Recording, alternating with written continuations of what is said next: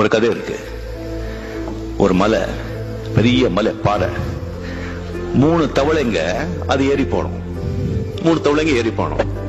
Complete அங்க தேன் ஊடி இருக்கும், பாம்பு இருக்கும், தேள் இருக்கும், பல்லு இருக்கும், எல்லாமே இருக்கும். போறது ரொம்ப கஷ்டம்.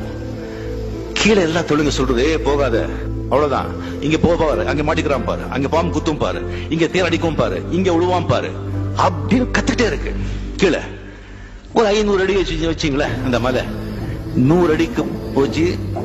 ஒரு ஃப்ராக் வந்துருச்சு 100 அடி. இன்னும் ஒரு 300 அடி இன்னொரு ஃப்ராக் வந்துருச்சு. இன்னொன்னு போயிட்டே இருக்கு.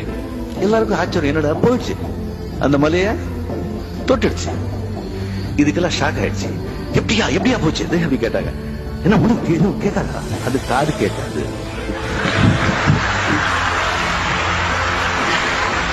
இது அந்த தவளை காது கேட்காது. அப்படிதான் ரஜினிகாந்த் காது கேட்காத தவளை.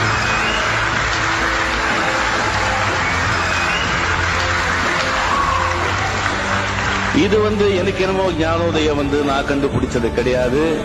நான் பழகின பெரிய பெரிய மனிதர்கள் கிட்ட நான் கத்துக்கிட்டேன். வாழ்க்கையில சில சந்தர்ப்பங்கள்ல மனிதர்கள் மத்தியில பேச நம்ம செவடர்கள் ஆகணும். அப்போதான் நம்ம ஏதாவது சாதிக்க முடியும். இல்லைன்னா வாழ்க்கையை வீணா போயிடும்.